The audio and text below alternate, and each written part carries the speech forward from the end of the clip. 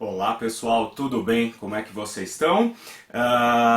Esse vídeo está sendo gravado imediatamente após as festas aí de Natal e Ano Novo, portanto eu espero que vocês tenham passado um excelente Natal, tenham entrado o ano aí cheio de gás, cheio de energia. E tá aí, né? Dia 3 estou gravando esse vídeo, já estamos de volta à ativa. E como eu tinha prometido no vídeo que eu postei na semana passada, na estreia do canal, eu hoje vou conversar com vocês sobre o dia em que os nazistas afundaram o Titanic. É isso mesmo, pode parecer estranho, mas vocês já vão entender que não é ignorância minha. De fato, os alemães afundaram o projeto do Titanic, não é? Mas antes de mais nada, eu já vou dizer para vocês para se inscreverem no canal, ativarem o sininho das notificações aqui para ficarem por dentro de tudo, para poderem sugerir temas, para poderem debater, para ficarem antenados aí quando eu soltar vídeos novos, não é? E também recomendem, também vão aí na descrição do vídeo os links dos meus contatos, rede social, e-mail, etc, para que a gente fique sempre conectado, ok? Vamos lá então. Eu decidi fazer esse vídeo depois de conversar com vários amigos meus, um dia que a gente estava conversando sobre filmes, etc, sobre clássicos e tal, e me ocorreu a ideia de falar um pouco sobre esse filme que é bastante obscuro na história do cinema, sobretudo porque foi produzido ali no auge do cinema alemão durante o nazismo, não é? Que se chama Titanic, não é? Mas para a gente entender a importância desse filme e toda a história que está por trás da produção fatídica dele, a gente tem que entender um pouco a função do cinema nisso tudo, não é? Bom, como eu tinha falado para vocês no vídeo sobre a arquitetura da destruição, o Hitler, que era um artista frustrado, se cercou de vários outros artistas frustrados, e o principal deles era o ministro da propaganda Joseph Goebbels, né? Eu até tinha dito que ele era, como poeta e como escritor, dramaturgo, etc., como literato ele era simplesmente medíocre, simplesmente ruim, não é?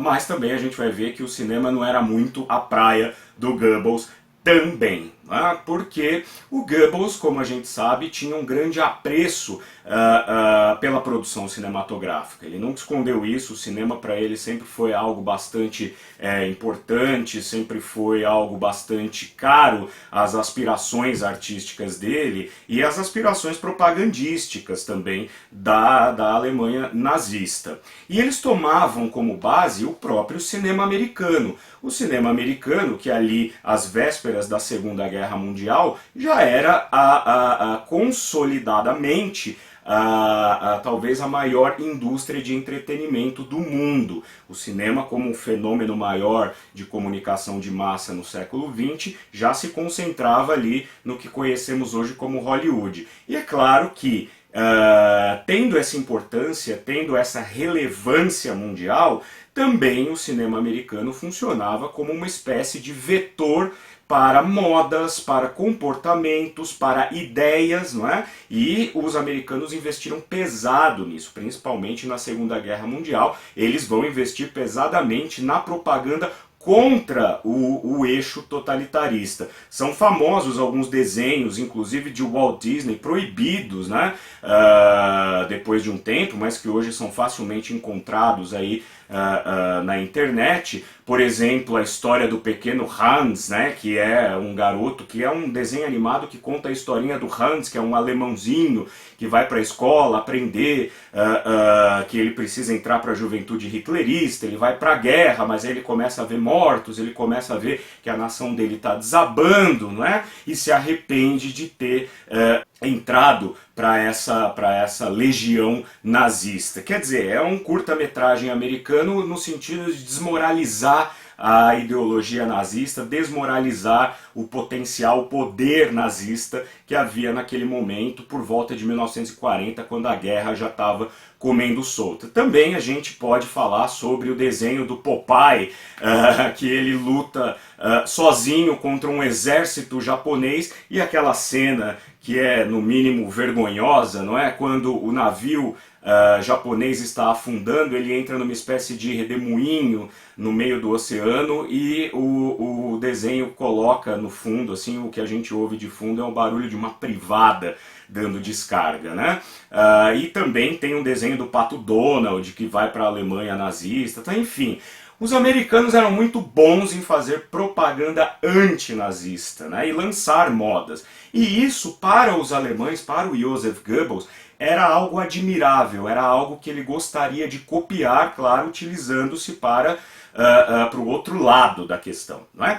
Então, desde o começo, a ideia do Goebbels era criar uma indústria cinematográfica alemã forte e bastante preponderante no que diz respeito à propaganda de guerra, né, naquele momento.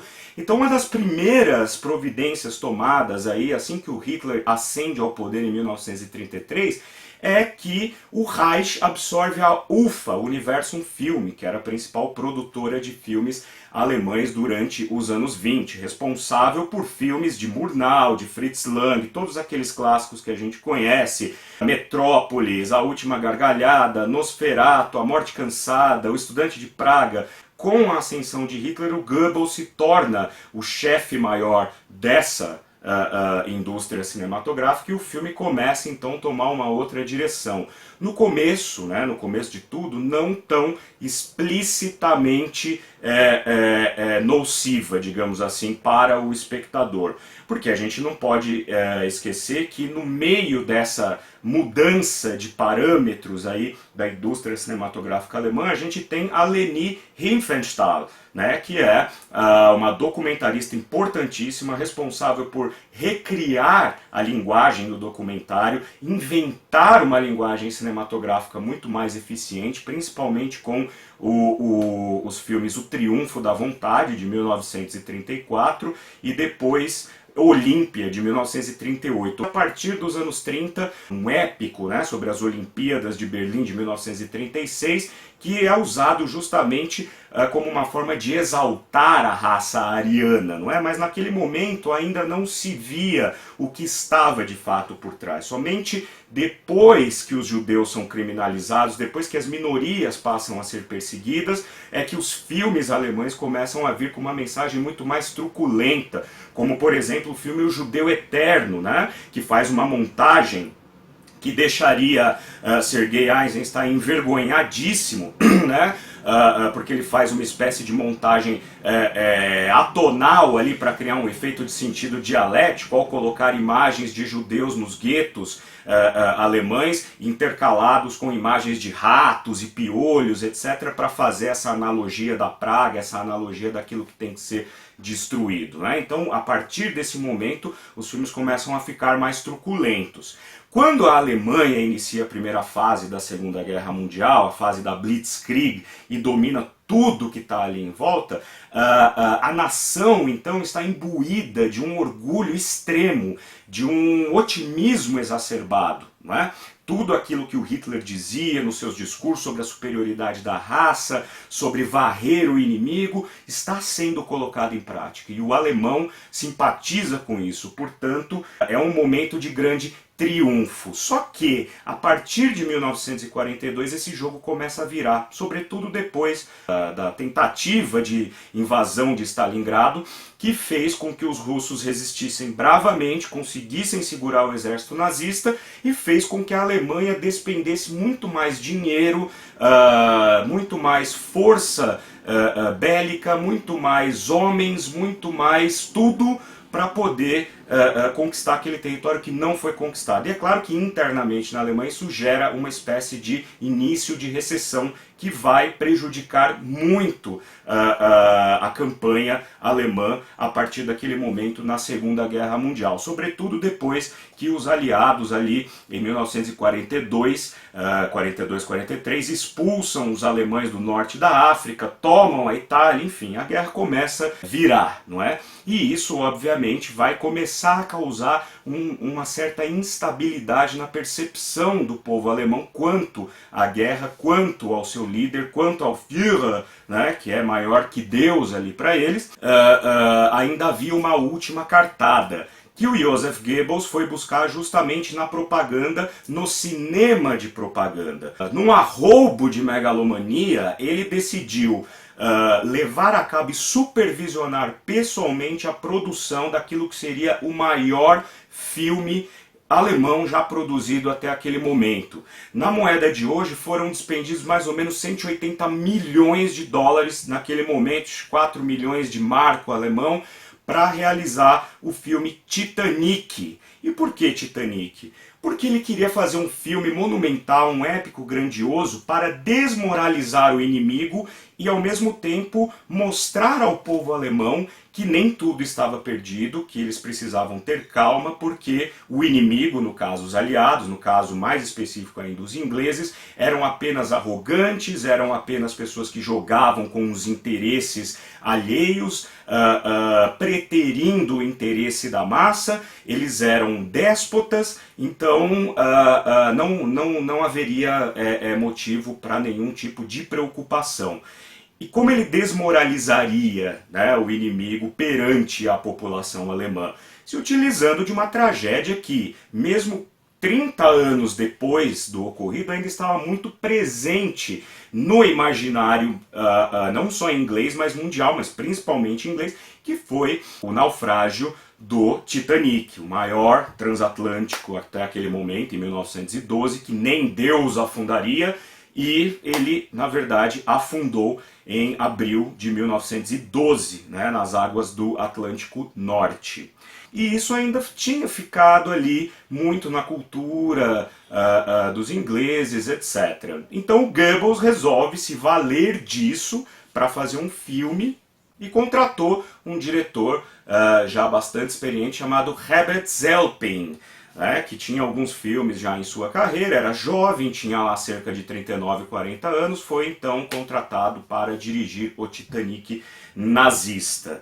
Bom, os problemas começaram já de cara, principalmente porque o Zelpin ele não era uma pessoa que simpatizava muito com toda aquela pompa e circunstância nazista. Ele achava que aquilo tudo era muito espetaculoso, era digno de pena, porque tudo aquilo parecia um grande teatro, aliás, havia sido construído como um grande teatro desde sempre, né, para convencer a massa. Aquilo era um grande teatro que estava fadado ao fracasso, principalmente agora depois das primeiras derrotas significativas em campos de batalha. Foi então concedido ao Zelpin todo tipo de recurso material que ele precisasse para realizar o seu Titanic, inclusive um navio bastante importante, bastante grande, bastante equipado, chamado Arcona, que ficava ancorado ali perto de Hamburgo. E também foi disponibilizada a ele uma mão de obra imensa dos marinheiros, né, da marinha nazista, da marinha alemã. Só que os problemas começaram já de cara na primeira semana. Primeiro que para poder filmar as cenas noturnas do afundamento do Titanic eram precisas muitas luzes, né, muita iluminação artificial. E isso em período de guerra era uma tragédia, porque fazia daquele ponto iluminado no meio do escuro um alvo fácil para os bombardeios aliados, né? Um outro dado interessante, esse sim talvez o mais importante, que culminou aí com a decadência, com a derrocada dessa produção, foi que o Zelpin, como eu falei, tinha à disposição dele os marinheiros ali ancorados naquele porto, que estavam servindo naquele porto, para ajudá-lo. Só que ao invés de ajudá-lo, os marinheiros só faziam duas coisas, ou três.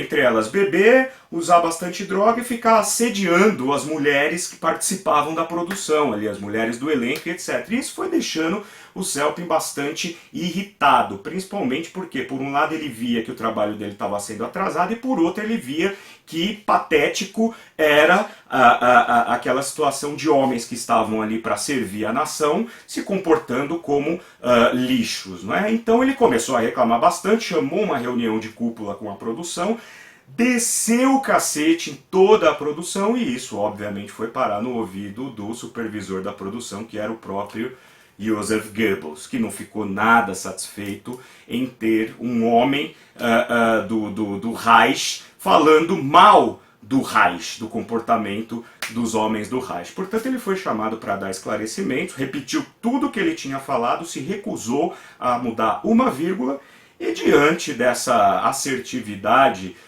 do Zelpin, o Goebbels convidou gentilmente a passar aquela noite numa cela no Reichstag para poder repensar melhor as opiniões dele, né? Então a Gestapo o conduziu gentilmente a uma cela para que ele ficasse confortavelmente instalado e pensasse um pouco melhor sobre aquilo que ele falava. Não deu tempo de pensar porque ele se suicidou. Ele se suicidou, ou foi suicidado, né? Porque ele foi encontrado no dia seguinte na cela dele, com as perninhas assim dobradas no chão, com o cinto amarrado no pescoço. Quase o nosso Vladimir Herzog aí, né? Oh, se suicidou, coitado, não é? Não, ele foi morto. E isso chegou até a produção lá em Hamburgo e o pessoal ficou um pouco revoltado, ficou aquele clima meio chato no ar e tudo, mas o Goebbels disse, olha, o negócio é o seguinte, se a coisa não continuar do jeito que eu estipulei que seria executado, mais gente vai ser convidada gentilmente a dormir ali na cela do Reichstag, tá? Então eu acho bom a coisa parar por aí. E a produção continuou com outro diretor, né? E foi terminado de fato em 1943. Quando o filme foi terminado em 1943, a situação já estava péssima para a Alemanha, né? Já estava, não digo péssima, totalmente perdida, mas já tinha virado muito mais, né? Quer dizer, batalhas estavam sendo perdidas, a recessão aumentava. No ano seguinte a gente teria a invasão da Normandia, quer dizer, os aliados estavam ali entrando de maneira ostensiva no território nazista e tal.